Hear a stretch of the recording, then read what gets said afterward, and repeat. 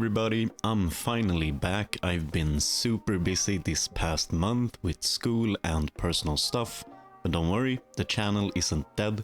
I should get back to my regular upload schedule of a couple of videos per week very soon. And even though I haven't uploaded anything, I have been playing. So today we're gonna take a look at some cards that have really helped me out this past season.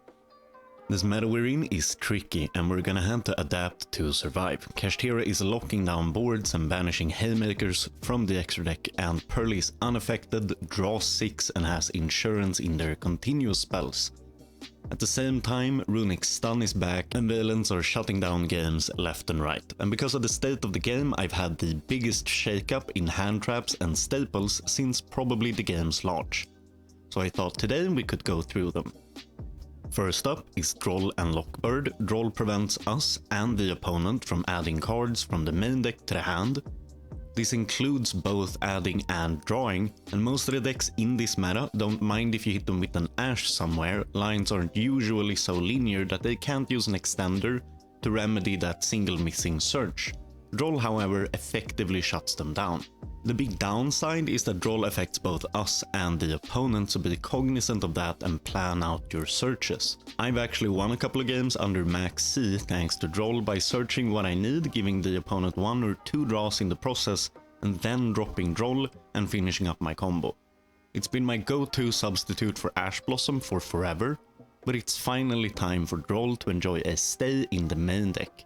I recommend running 2, but 3 isn't bad if you have the space. Next is a newcomer to my decks altogether, Kurikara Div Incarnate, an amazing going second tool. She's been around for a while in Master Duel, but hasn't seen widespread use until now, and she has 2 extremely powerful effects. She can tribute every monster on the opponent's field that has activated their effects this turn to special summon herself, and gains 1500 attack for every monster tributed. Then, during our end phase, she can special summon a monster from the opponent's graveyard. And that tribute is a cost, so it gets around negates and can deal with unaffected monsters like Noir. The attack stat buff is huge. She starts at 1500, so if you can tribute 3 monsters, she's already at 6000 attack and you're most of the way to lethal with a cleared board.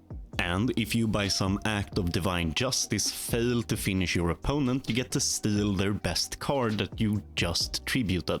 I have won so many games against both Kashtira and Purrely thanks to Kurikara. You do need to bait out the opponent's effect activations to make full use of her, but both of the top decks activate a bunch of stuff on your turn, so that should be pretty easy. She has taken the place that Nibiru used to occupy. Nibiru deals with boards in a similar way, but is way weaker to negates, it's more situational, and it's just a straight up worse card while on the field. It's not that Nibiru is useless, it's just that most decks aren't going for a 9 negate board that you need to interrupt really early at a choke point. We have other tools to do that, like Ash and Droll, so I run Kurikara Div Incarnate at 2, but just like Droll you can run 3 if you have the space. Then one of my all-time favorites, Evenly Matched, it's another powerful going second tool, and this card has been an absolute beast this meta. It forces the opponent to banish cards from their field until they control the same amount of cards as yourself. It can only be activated at the end of the battle phase, but from hand if you don't control any cards. When we open this go in second, we're gonna try to bait out any negates on the field, but don't commit anything to the board to maximize the amount of cards we can banish. Then we hop into battle phase, drop evenly, and watch as the opponent just starts to cry. Combine with a Kurikara to tribute their last card, and it's basically just a free win. What makes Evenly so strong is that it not only banishes all the monsters, but all of the spells and traps as well, except just one. Unlike cards like Feather Duster or Lightning Storm, it also banishes face down, which of course is one of the best types of removal. Finally, the triple tactics. Thrust was released not long ago, and it's already the 7th most played card on Master Duel meta, which is absolutely crazy. Thrust lets us search a normal spell or trap from the deck as long as our opponent has activated a monster this turn. And if our opponent controls a monster, we can add a card to hand, otherwise we need to set it and it can't be activated the same turn, just like a normal trap. This card of course has a ridiculous amount of targets and will be useful in almost every deck. Just to search like in archetype spells. It can also let us set up imperms for our opponent if we're going first, or utility cards like talents if we're going second. Any of the pot cards are valid targets, gold sark. I've even seen some copium on Reddit about heavy slump to counter max C. Talents is my favorite target so far, and it works in a very similar manner to thrust, except the opponent needs to have used a monster effect during the main phase. If they do, Talents lets us use one of the following effects. Change of Heart, take control of a monster until the end phase. Pot of Greed, draw 2, I mean, what does this card do again?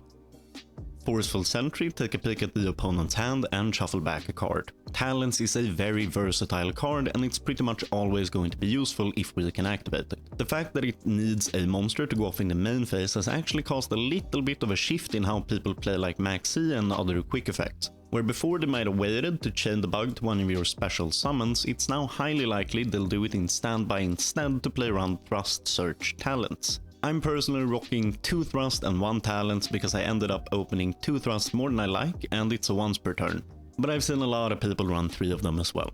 And that's it for this video. Leave a comment below with your favorite staples this format, hit the like button and subscribe for more content coming soon. I'll see you guys later. Bye.